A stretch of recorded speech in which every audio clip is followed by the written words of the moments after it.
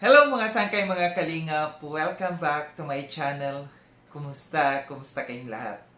So for today's video, gagawa ko ng reaction patungkol dito sa kasuhan, no? Medyo tama nga si Kuya Val, no, na patong-patong na kaso ang kakaharapin nila. And dahil doon, meron na naman magkakaso muli, no, para sa kanila.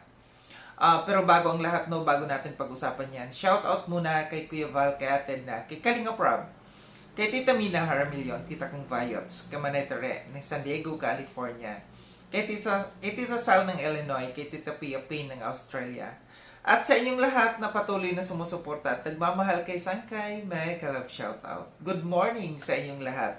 Magandang umaga, magandang hapon, magandang gabi sa ang dako ng mundo man kinaroon, gaya ng sabi nila.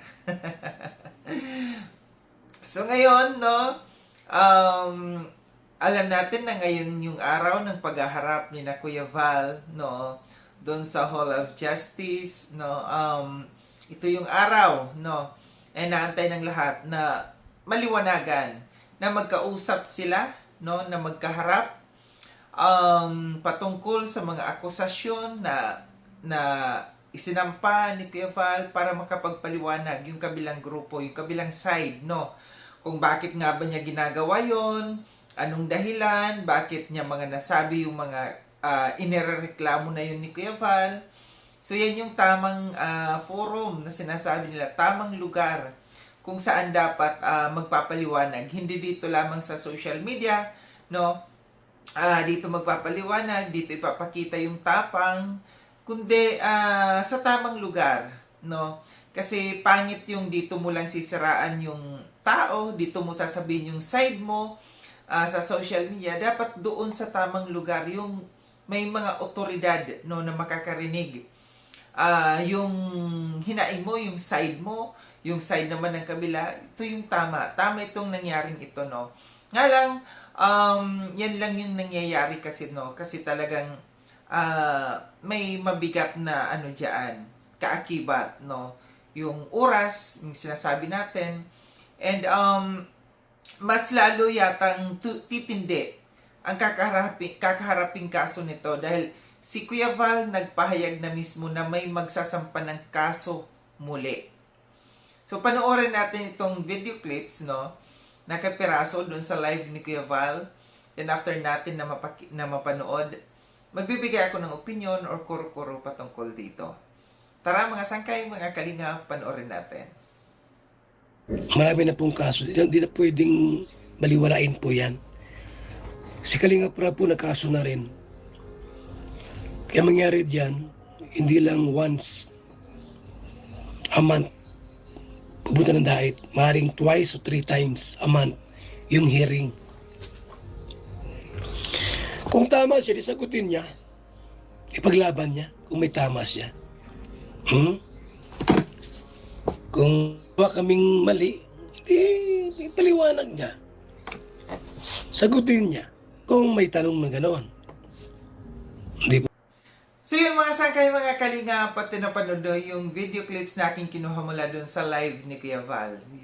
Narinig natin, sinabi ni Kuya Val na si Kalinga Prab, no, ang sampa na rin ng kaso laban dito sa sinampahan ng kaso ni Kuya Val sa ngayon.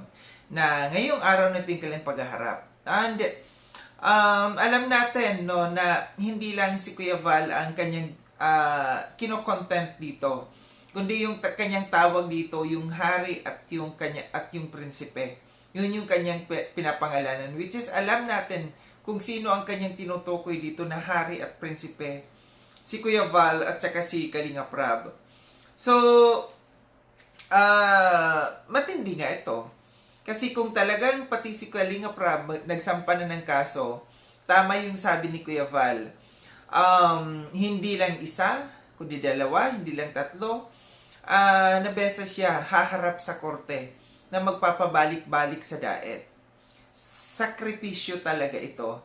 Ito yung napapala natin, no? Na enjoy lang tayo dito, magkuda sa social media, kumundi na, hindi natin alam na darating yung araw ng ganito, no? Na masasabi, maaari, no? maaari ipinapakita sa camera, siya ay nagla-live, no, pinapakita nila na sila ay matapang pa, para bagang hindi sila apektado, pero deep inside, sa totoo lang, sa kanilang mga sarili niyan, at saka sa kanilang mga isip, no, na mahirap yung ganyan, no. Lalo na kung nasa malayong lugar ka, tapos pupunta ka pa sa daet para mag-attend lamang ng hearing, malaking burden talaga yan para sa kanila, no. So, kung nagsampa ng kaso si Kalinga Prab, nararapat lamang, no. Nararapat lamang na bigyan ng leksyon yung mga tao na walang pakundangan, no. Na mambastos, mambalahura, kumundina sa mga tao na hindi naman sila kinukundina o hindi naman sila pinapakialaman. Sa totoo lang, no, yung ganito, kung content lang, dapat content lang. Kasi maintindihan yan naman ni na Kuya Val, no, kung talagang content lang. Kaso nga lang, lumagpas na sa limit. Lumagpas na sa boundaries yung mga pinagsasasabi. Nandoon na yung may mga personal na, no. Walang problema kung ikaw content lang. Sa totoo lang, napakalaking bagay para sa kanila, no, na sila'y nakakapag-content sa Kalingap kasi kumikita sila. Pinagkakakitaan nila yung Kalingap. Pagkus sa pinagkakakitaan nila, mas dinudurog pa nila yung Kalingap. 'Di ba? Walang problema i-content ang Kalingap. Lagi yan sinasabi ni na Kuya Val noon. Walang problema na mag-content sa Kalingap, basta wag lang below the belt. Wag lang yung sumobra sa limit, no. Hindi ka sila nagpapa-strike. Sa totoo lang, napakabait ni na Kuya Val, ni na Kalinga Prab. Never yan nagpa-strike, no. Kahit ninanakaw yung kanilang mga videos, hinayaan lang nila para makatulong sila sa mga tao. Pero kung ganito na, no, na andyan na nga, hindi hinahayaan na nga kayo na i-content ang Kalingap. Pero ano yung content na ginagawa sa Kalingap? Paninira. Mali na yon. Yun na yung mali na dapat mabigyan ng leksyon yung mga taong ganito. Kasi sa totoo lang, kung hihahayaan lang ni na Kuya Val, ni na Kalinga Prab, no, na may mga taong gagawa ng ganyan sa Kalingap, na sisiraan ang Kalingap, which is foundation ang Kalingap, mamimihasa. Dadami at dadami sila, no. Naalala ko kasi, no, tahimik na kasi ito itong kinasuhan na ito ni Kuya Val. Tahimik na siya noon. Akala ko nagbago na, nag-focus na doon sa kanyang negosyo. Kasi tahimik siya Pero nung biglang dumating na nagkaroon ng problema dito sa Kalingap, no, yung beneficiary ng Kalingap na nagkaroon ng problema, nakisawsaw. Sumobra sa kanyang sa kanyang pagdedepensa di umano doon sa beneficiary na yon. Pero yung kanyang pagdepensa, mayroon ng kasamang pamimersonal sa Kalingap. Yun yung mali. Yun yung mali na napuno na si na Kuya Val. Alam natin na noon pa siya bumabanat sa kina Kuya Val, kina Kalinga Prab, hinayaan lang.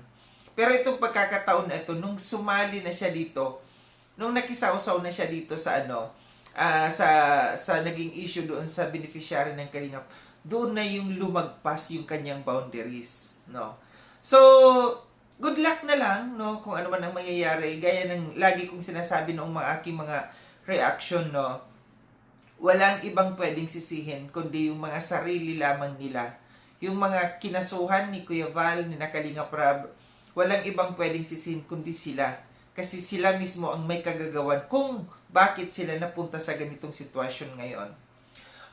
Alam natin na ito yung umpisa pa lang, no, mahabang proseso pa ito. Isang tao pa lang ito. Kanina sa live ni Kuya Val, naalala ko baka next month lumabas yung iba na kinasuhan nila. So, umpisa pa lang ito ng laban ni na Kuya Val. Umpisa pa lang ito ng laban ng Kalingap. No, mahaba-haba pa ito. Maaari taon, buwan ang abutin nito, no. Pero nandito tayo, nakaantabay tayo kung ano ang mangyayari dito. Pero base sa aking pagkakaalam, no, pagka ganito na meron na silang pag-uusap sa korte, hindi na pwedeng pag-usapan pa dito sa social media. Kailangan parehas parties, both parties, no, tahimik. Walang ilalabas kung ano yung mga nangyayari kasi baka sila masalipan ng korte, no? So ito lang aking reaction patungkol dito, no, na kung totoo man ito na si Kalinga Prab ay nagsampa na ng kaso, mahirap na ito. Mahirap talaga itong kakaharapin niyang ito. Hindi ito biro, no?